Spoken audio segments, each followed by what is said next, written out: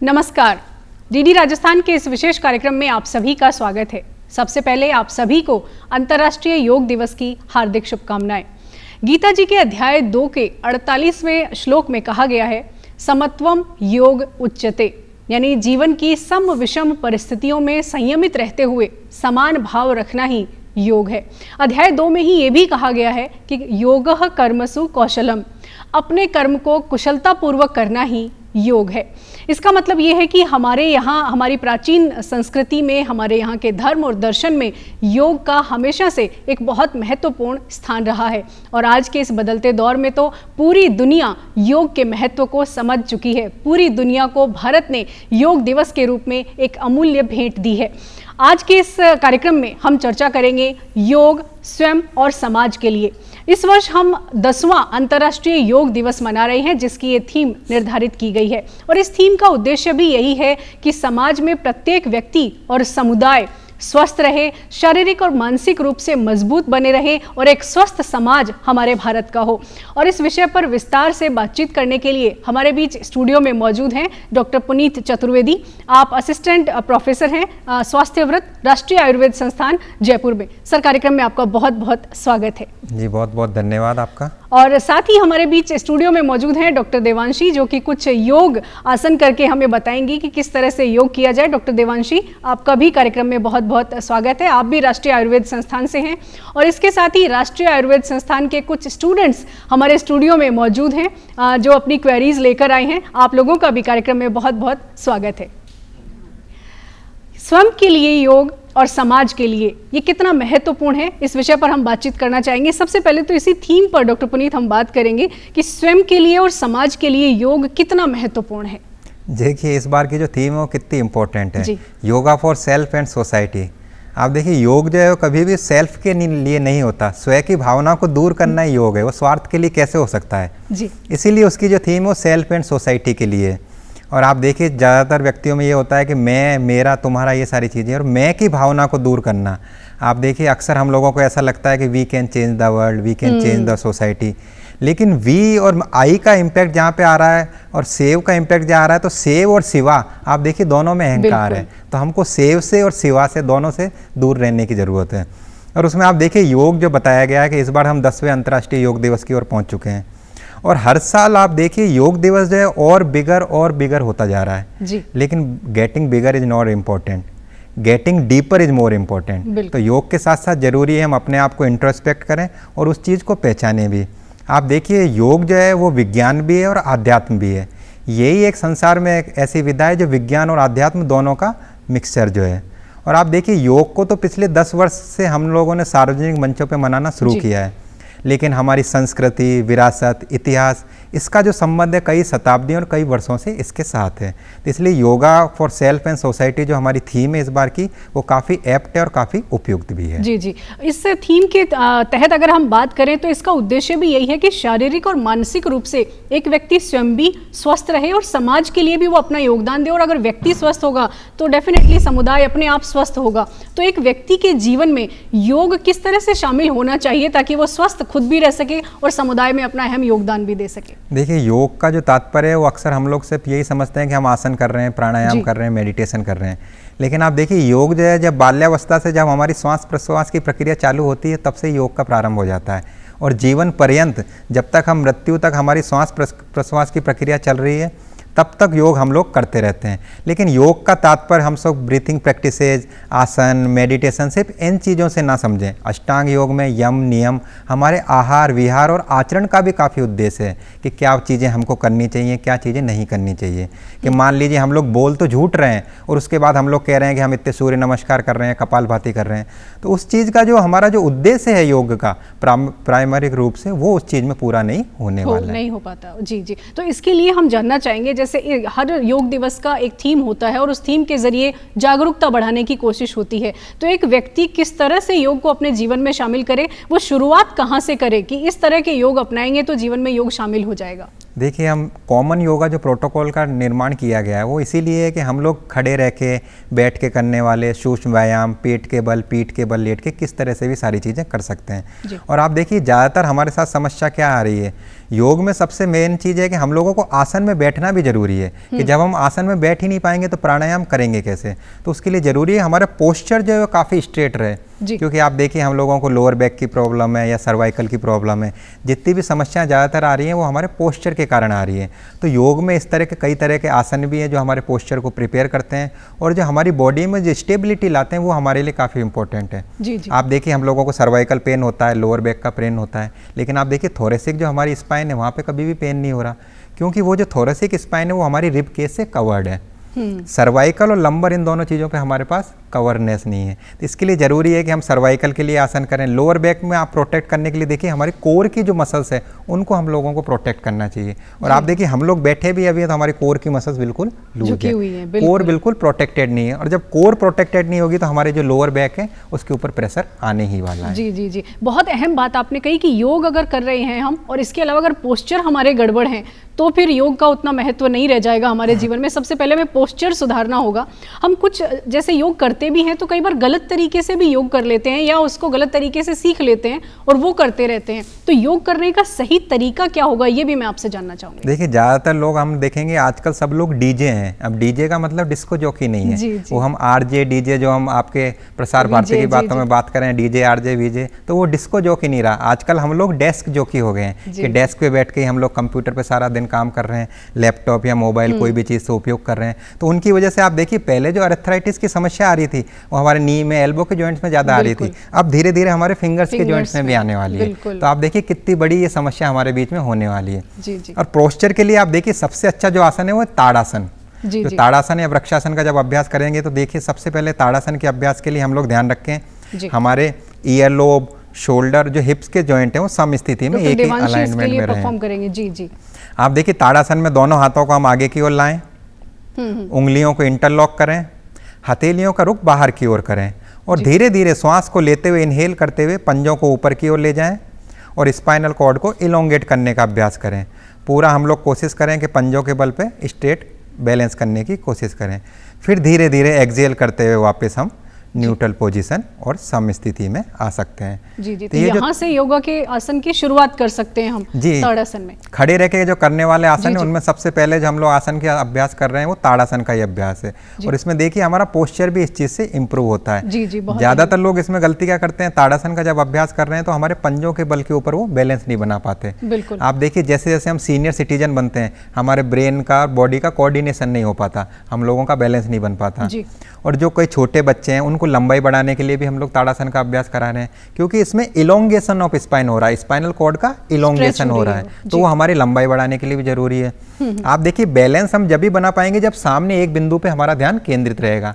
आप देखिए कुछ लोग जब ताड़ासन का अभ्यास करते हैं वो इधर से उधर देखते हैं, पास वाले व्यक्ति को देख रहे हैं और उनका बैलेंस बिगड़ जाता है। उसके लिए जरूरी है सामने हम एक फोकल पॉइंट रखें, उसके ऊपर ध्यान करके अपने बैलेंस को बनाएं। तो जो बच्चे मेमोरी वीक है, जो लोग कंसंट्रेशन नहीं बढ़ाते, उन लोगों के लिए भी ताड़ासन काफी इंपॉर्टेंट है। इसीलिए कहा जाता है कि तन और मन को तारतम्य में रखना ही योग है, तभी आप योगासन जो है वो सही तरह से परफॉर्म कर सकते हैं। बिल्कुल। इसके अलावा जैसे कौन से तरीके ऐसे हैं जो नहीं करने चाहिए योगासन के, क्योंकि कई बार गलत तरीके से भी करते हैं जिसका नुकसान भी होता है सेहत पर, तो कौन से तरीके ऐसे हैं जिनसे नहीं करें? देखिए इसमें खड़े रह के करने वाले आसन में देखेंगे ताड़ासन के साथ साथ एक हम वृक्षासन का भी उपयोग करते हैं। वृक्षासन में आप देखिए उसमें क्या होता है, जैसे हम दोनों पाँव से करेंगे तो लेफ्ट पाँव को पूरी तरह से बैलेंस बनाएंगे और राइट पाँव को एक्सेल करते हुए अपने पेरिनियम या इंग्विनल रीजन तक थाइज के पास लाने की कोशिश करेंगे। जब यहाँ पे बैलेंस बन जाए तब हम नमस्कार की मुद्रा में जाएंगे, दोनों हाथों को इनहेल करते हुए ऊपर नमस्कार की मुद्रा में जाएंगे। तो ये हमारा वृक्षासन के, लेकिन देखिए इसमें बैलेंस बनाने की कितनी जरूरत है और वापस हम एक्सेल करते हुए वापस न्यूट्रल पोजीशन में आएंगे। देखिए वृक्षासन में कई लोग गलती क्या करते हैं, जब लोग पाँव को ऊपर ले जाते हैं तो आपने देखा डॉक्टर देवांशी जब पाँव को ऊपर ले गई तो उन्होंने थाइज के पाँव पास रखा। कई लोग क्या करते हैं अपने नी के पास पाँव को ले आते हैं, इसलिए वो बैलेंस नहीं बनता और जिन लोगों को नी की पेन की प्रॉब्लम है उनको और चीज बढ़ने वाली है। तो जिन लोगों के साथ ये दिक्कत है कि अपने वो हाइट ऊपर तक नहीं ले जा सकते तो अपने नी से नीचे काफ रीजन पे वो बैलेंस बना सकते हैं और जो अपने पेरिनियम रीजन तक ले जा सकते हैं वहां पे ले जाएं। हमारे साथ गलती क्या हो रही है, जिन लोगों को नी पेन है वो नी के ऊपर ही और उस हील से प्रेस कर रहे हैं। और इसमें देखिए जैसे जैसे हम हाथ ऊपर की ओर ले जाएंगे बैलेंस बनाने में हमको और अधिक टाइम लगेगा। तो पहले हम यहीं नीचे ही इसी पोजीशन पर विश्राम की स्थिति में बैलेंस बनाएं, और उसके लिए कोऑर्डिनेशन के लिए मैंने आपको क्या तरीका बताया कि सबसे पहले हमने एक दृष्टि पे बिंदु पे ध्यान केंद्रित रखना है। तो वो चीज जब हम करेंगे तो उसमें फायदा वो सही तरीका है। बहुत ही अहम बात आपने कही है। जब तक हमारी श्वास और हमारी जो दृष्टि है वो फोकस नहीं होगी तो हम कैसे योगासन कर सकते हैं। जी, बहुत सारी बीमारियों से बचाव अगर चाहिए हमें तो योगासन हम कर सकते हैं। कौन कौन सी ऐसी बीमारियां हैं जिनको योगासन के जरिए हम ठीक कर सकते हैं या उनसे बचे रह सकते हैं? देखिए, योग में हम लोगों को समझना जरूरी है योग किस चीज़ में मैनेजमेंट है और किस चीज़ में ट्रीटमेंट है। जी। कई बार हम लोगों को ऐसा लगता है योग सारी बीमारियों में ठीक तो करता है, लेकिन आपको उसकी सीमा परिधि भी समझना जरूरी है। कहाँ हम उसे ट्रीटमेंट के रूप में ले रहे हैं, कहाँ मैनेजमेंट। मान लीजिए किसी का एक्सीडेंट हो गया, कोई हर्निया का, एब्डोमिनल अल्सर का ऑपरेशन करा रहा है, कहीं किसी को बोन की इंजरी हो गई, कहीं और चीज़ है, तो ठीक है, उसके साथ साथ हम पैलिएटिव रूप से, मतलब कोई भी चीज़ है हमारी बॉडी के साथ साथ माइंड के ऊपर भी इफेक्ट कर रही है, तो उसके साथ साथ हम yoga as a adjuvant therapy के रूप में तो हम लोग उपयोग करते हैं। लेकिन अब कई लोगों को ऐसा लगता है कि मेरे को कॉन्स्टिपेशन है तब तो हम उसे आसन बता सकते हैं, लेकिन डायरिया में तो उसको मेडिसिन ही लेनी पड़ेगी। और लोगों के साथ समस्या ये है, उनको हर चीज़ के ऐसे लिए लगता है कि हम हर चीज़ में योगा अभ्यास कर सकते हैं। तो पहले आपको पहले ये चीज़ समझना है कहाँ हम योगा को एज ए ट्रीटमेंट यूज कर रहे हैं और कहाँ उसको मैनेजमेंट के रूप में यूज कर रहे हैं।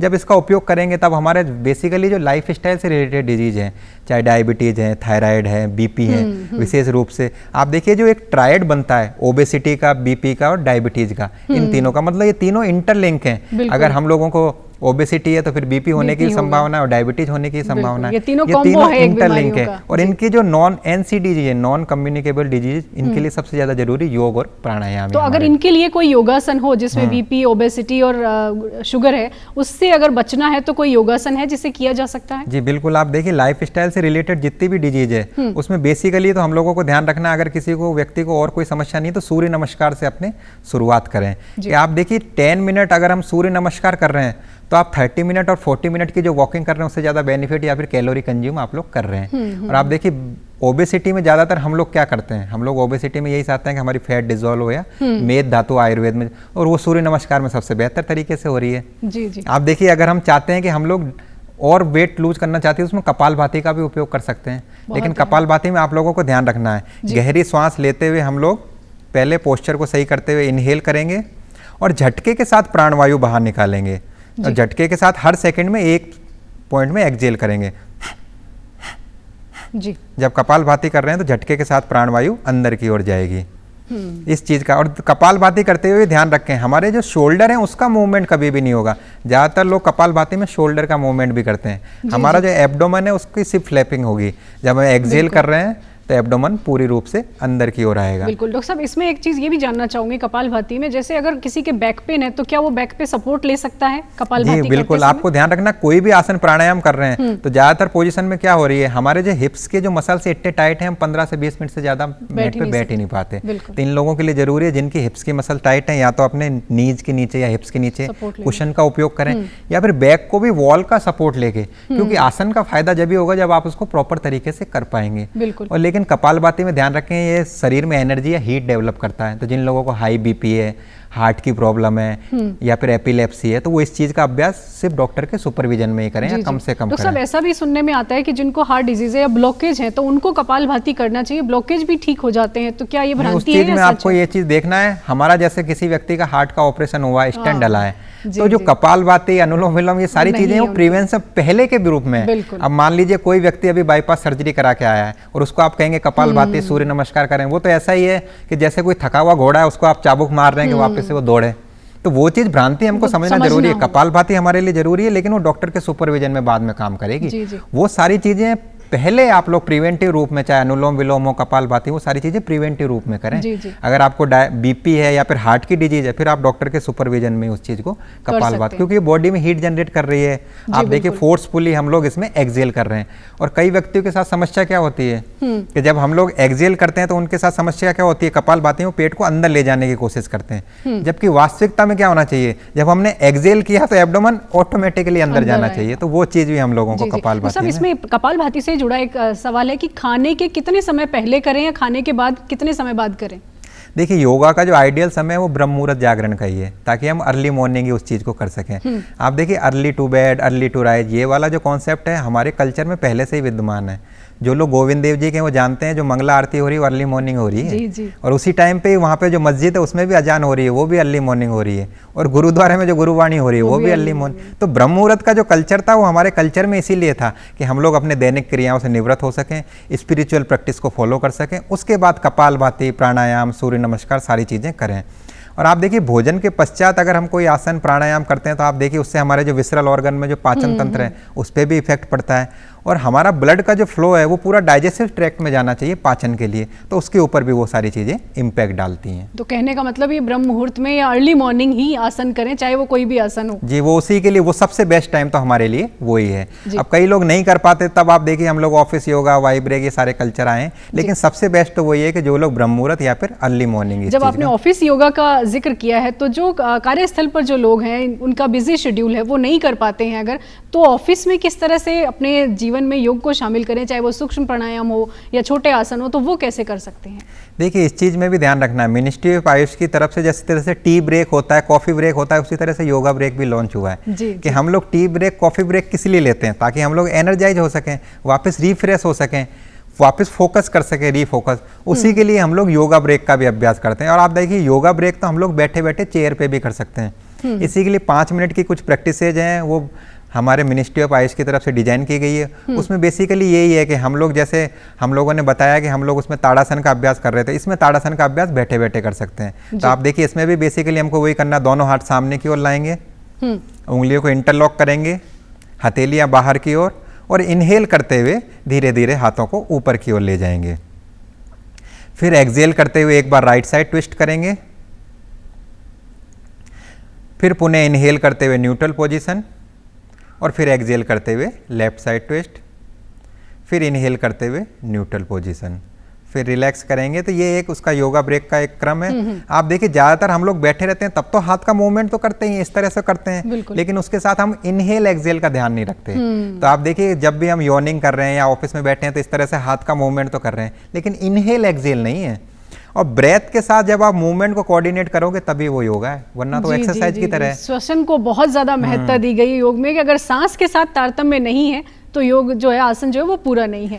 इसके अलावा जैसे ऑफिस का आपने जिक्र किया, हम जानना चाहेंगे बुजुर्गों को भी बहुत सारी समस्याएं हैं और बुजुर्ग उतने ज़्यादा आसन नहीं कर सकते, तो स्वयं और समाज के लिए जहाँ योग की बात आ रही है, बहुत सारे पार्क में हम देखते हैं बहुत सारे लोगों ने ग्रुप बनाकर कुछ योगासन करने शुरू किए हैं। बुजुर्गों के लिए अगर कुछ योगा आप सजेस्ट करना चाहें? आप देखिए सीनियर सिटीजन जो होते हैं हमारे साथ, एक जो भ्रांति है वो चीज़ मैं आपको दूर करना चाहता हूँ। ज़्यादातर हमारे साथ आज के कल्चर में क्या हो रहा है कि हम लोग वॉच से अपने स्टेप काउंट करते हैं कि हमने 3000 4000 कितने स्टेप ले लिए, लेकिन आप देखिए वॉकिंग जो है वो बेटर तो है, लेकिन वो बेस्ट नहीं है। कि जो लोग फंक्शनल एक्टिविटी के द्वारा मसल्स को एंगेज करना भी जरूरी है। और ज़्यादातर सीनियर सिटीजन में हमारे साथ क्या हो रहा है, अब कई लोगों को ऐसा लग रहा है कि वॉकिंग के द्वारा, वॉकिंग जो है वो एक्सरसाइज नहीं है, वो फंक्शनल एबिलिटी है।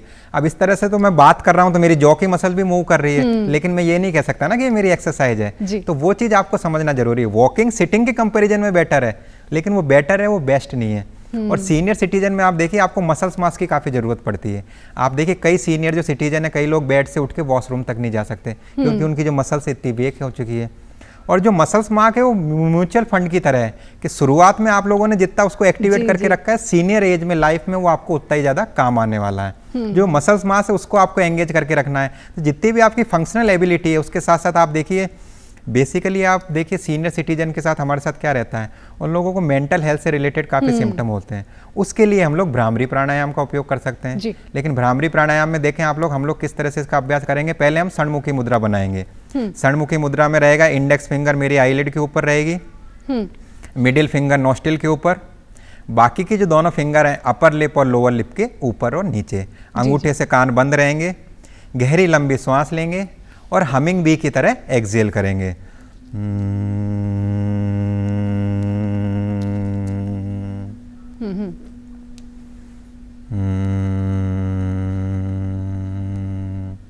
तो ये जो भ्रामरी प्राणायाम है, आप देखिए जिन लोगों को इंसोम्निया, स्ट्रेस, एंजाइटी इसकी शिकायत है, उसके लिए भी हम लोग भ्रामरी प्राणायाम का उपयोग कर रहे हैं। कि आप देखिए जब भ्रामरी प्राणायाम हम लोग करते हैं, ब्रेन में एक तरह से वाइब्रेशन उत्पन्न होते हैं, वो हमारी जितनी भी स्ट्रेस, एंजाइटी है उन सारी चीज़ों में दूर करने का कार्य करते हैं। बहुत ही अहम। हमारे बीच में कुछ स्टूडेंट्स भी बैठे हैं अपनी क्वेरीज लेकर, अगर आप लोगों में से भी कोई पूछना चाहे तो अपना सवाल आप पूछ सकते हैं।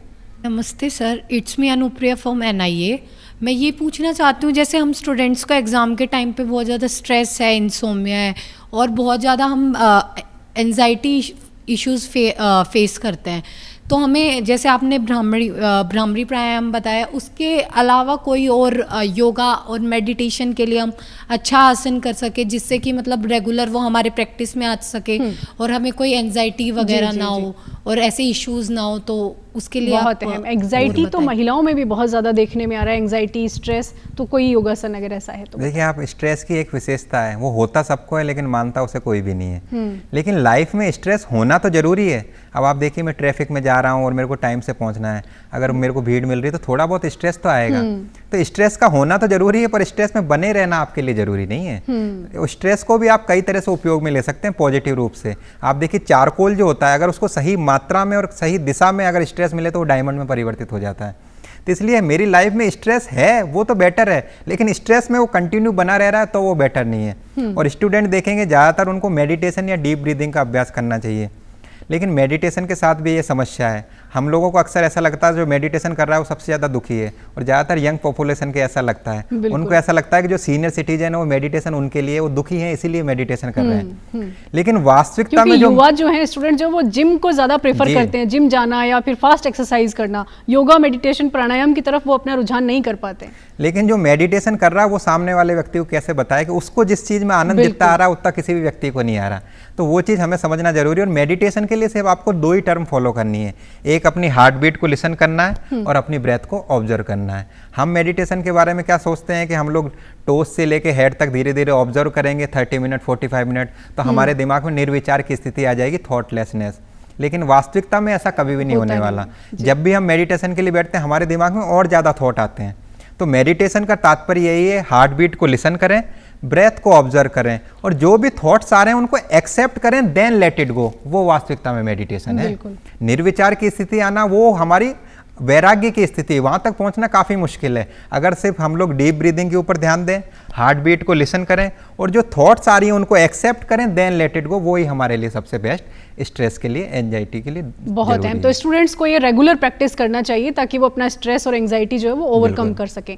कौन सी उम्र से योग करना शुरू करें, ये हमें आपसे जानना चाहिए। देखिए, उम्र के बारे में मैंने आपको क्या बताया, बच्चा जब ब्रीदिंग ले रहा है तब से उसका जो योगाभ्यास है, प्राणायाम है, वो चीज़ स्टार्ट हो चुकी है और जीवन से लेकर मृत्यु पर्यंत तक वो रह रही है। और आप देखिए हमारे साथ बच्चों के साथ क्या होता है, आपने ब्रीदिंग पैटर्न कभी उसका नोटिस नहीं किया होगा। जब वो ब्रीथ ले रहा है तो उसका एब्डोमेन पूरी तरह से एक्सपेंड हो रहा है, पूरी तरह से कॉन्ट्रैक्ट हो रहा है। वो जो ब्रीदिंग है वो नेचुरल ब्रीदिंग है, क्योंकि उसके मन में ना कोई स्ट्रेस है, ना कोई एंजाइटी है, ना उसके पास कोई ईर्ष्या का भाव है, ना द्वेष का भाव है। हमारे साथ आप देखेंगे हमारी जो ब्रीदिंग है शैलो ब्रीदिंग हो गई, डीप ब्रीदिंग हुई नहीं। इसलिए हम लोगों को डीप ब्रीदिंग और योगिक ब्रीदिंग का अभ्यास करना चाहिए। और आप देखिए, जब भी हम लोग स्ट्रेस में रहते हैं या गुस्सा आता है, हम लोगों से यही तो कहा जाता है आप गहरी लंबी सांस लें, डीप ब्रीदिंग का अभ्यास करें। तो उसके पीछे बेसिक रीजन यही है कि स्ट्रेस और एंजाइटी को दूर करने के लिए मेन यही हम लोग डीप ब्रीदिंग या योगिक ब्रीदिंग का अभ्यास करें, ताकि हमारा जो सिंपैथेटिक नर्वस सिस्टम हो पैरासिम्पैथेटिक एक्टिवेट हो सके। तो स्ट्रेस, एंजाइटी, इन सारी चीज़ों को दूर करने के लिए सबसे बेस्ट डीप ब्रीदिंग का हम लोगों को अभ्यास करना है। शैलो जो ब्रीदिंग हुई है उस चीज़ को अवॉइड करने की कोशिश करनी चाहिए। जी। अब प्राणायाम और मेडिटेशन के साथ साथ सूक्ष्म व्यायाम भी हैं कुछ, जो सूक्ष्म व्यायाम में कौन कौन सी श्रेणियां आती हैं और उनसे हमारे जीवन पर कितना असर पड़ता है, कितने फायदे हैं सूक्ष्म व्यायाम? देखिए, सूक्ष्म व्यायाम में हम लोगों को ध्यान रखना, सूक्ष्म व्यायाम 4 तरह से हम लोग करते हैं उनका ब्लड में सर्कुलेशन बढ़ाने के लिए। अब कई लोग सूक्ष्म व्यायाम करते हैं तो उसका क्रम भी उनको ध्यान नहीं रहता, तो उसका क्रम याद रखने के लिए सबसे अच्छे तरीका है कि पहले हम नेक के करेंगे, उसके बाद हम शोल्डर के लिए जाएंगे, फिर हमारी ट्रंक आ गई और उसके बाद नीज आ गए। अगर इस क्रम से हम लोग करेंगे तब हम उसका तरीका ध्यान रख सकते हैं। अब ज्यादातर लोग क्या हो रहे हैं, नेक की जो प्रॉब्लम आ रही है नेक का कर रहे हैं, लेकिन उसके बाद वो नी के लिए चले जाते हैं। क्रम आपको ध्यान रखना है, पहले नेक आ गई, फिर हमारे शोल्डर, फिर ट्रंक और फिर नी। और नेक में भी हम 4 तरीके से सूक्ष्म व्यायाम कर सकते हैं। तो धीरे देखिए, उसमें धीरे धीरे श्वास को छोड़ते हुए हम लोग एक्सहेल करेंगे और हमारी जो चिन है उसको चेस्ट में लगाने का अभ्यास करेंगे। जी। वापस से इनहेल करते हुए ऊपर की ओर जाएंगे और जितना स्ट्रेच हमारी नेक को दे सकते हैं उतना देंगे, फिर वापस से एक्सहेल करते हुए न्यूट्रल पोजीशन। तो ये तो हो गया फर्स्ट। सेकंड में हम क्या करेंगे, साइड वाइज, मतलब एक्सहेल करते हुए राइट साइड ट्विस्ट करेंगे और अपने ईयर चिन को शोल्डर के अलाइनमेंट में लाने की कोशिश करेंगे। फिर इनहेल करते हुए न्यूट्रल पोजीशन और फिर एक्सहेल करते हुए लेफ्ट साइड ट्विस्ट करेंगे, चिन को अपने शोल्डर के अलाइनमेंट में लाने की कोशिश और फिर इनहेल करते हुए न्यूट्रल पोजीशन। इसी तरह से एक क्लॉकवाइज और एंटी क्लॉकवाइज मूवमेंट करेंगे, पर उसमें भी ब्रीथिंग पैटर्न आपको ध्यान रखना है। एक्सहेल करते हुए हम लोग नीचे की ओर जाएंगे, फिर पुनः इनहेल करते हुए ऊपर की ओर, फिर एक्सहेल करते हुए नीचे की ओर, और फिर वापस इनहेल करते हुए ऊपर की ओर। तो ये प्रक्रिया हम लोगों को ध्यान रखनी है। एंटी क्लॉकवाइज करेंगे तब भी यही क्रम है। जब हम लोग एक्सहेल करेंगे तो नीचे, फिर इनहेल करते हुए ऊपर की ओर, और फिर एक्सहेल करते हुए नीचे की ओर। तो मैंने आपको बताया ना, कोई भी प्रक्रिया कर रहे हैं तो ब्रीथिंग के साथ कोऑर्डिनेट करना है, वरना वो जिमिंग में आ जाएगी, एक्सरसाइज योगा में नहीं आएगी। क्योंकि देखिए जिम में क्या हो रहा है, हम बाइसेप्स कर रहे हैं या ट्राइसेप्स कर रहे हैं, मसल्स के ऊपर इफेक्ट आ रहा है, ऑर्गन के ऊपर नहीं आ रहा, क्योंकि ब्रेथ के साथ उसको कोऑर्डिनेट नहीं कर रहे। तो वो चीज़ हम लोग ध्यान रखें, ब्रेथ के साथ जो भी मूवमेंट है उसको कोऑर्डिनेट करें। जी जी, एक और चीज़ जानना चाहेंगे कि योग करना शुरू कर दिया, मान लीजिए किसी व्यक्ति ने थोड़े समय बाद छोड़ा और फिर वापस शुरू किया, तो उसका वो बेनिफिट नहीं मिल पाता है, तो निरंतरता कितनी ज़रूरी है योगासन के लिए? देखिए ज़्यादातर हमारे साथ क्या हो रहा है, योग अभ्यास जो है वो हम लोगों को ऐसा लग रहा है कि सिर्फ वो योग दिवस के लिए ही है कि हम जितने भी कार्यक्रम करें, लेकिन वास्तव में तो योग जो है वो तो जीवन शैली का हमारा क्रम है।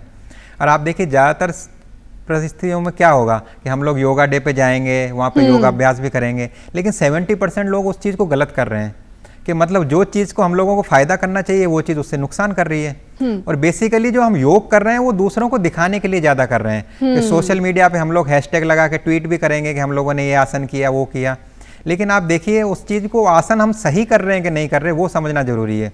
और वो तभी होगा जब हम उस चीज़ को लाइफ में अपनाएंगे और निरंतर रेगुलर हम योगाभ्यास या प्राणायाम का अभ्यास करेंगे। आप देखिए ज़्यादातर कंडीशन में क्या होगा कि हम लोग सूर्योदय से पहले कब उठ रहे हैं, योगा डे वाले दिन, और उस दिन इंस्टाग्राम पे और फेसबुक पे हैशटैग भी लगाएंगे कि ब्यूटीफुल सनराइज।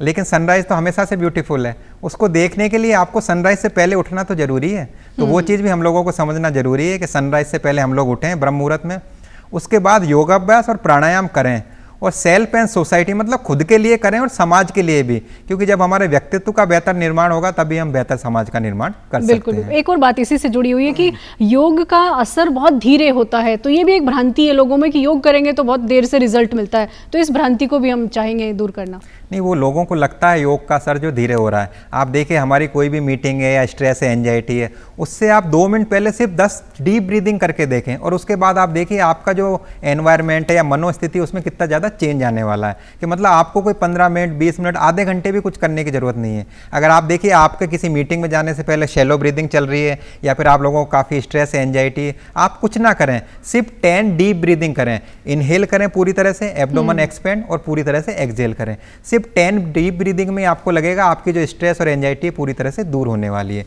तो ये तो इतना इंस्टेंट रिलीफ देता है।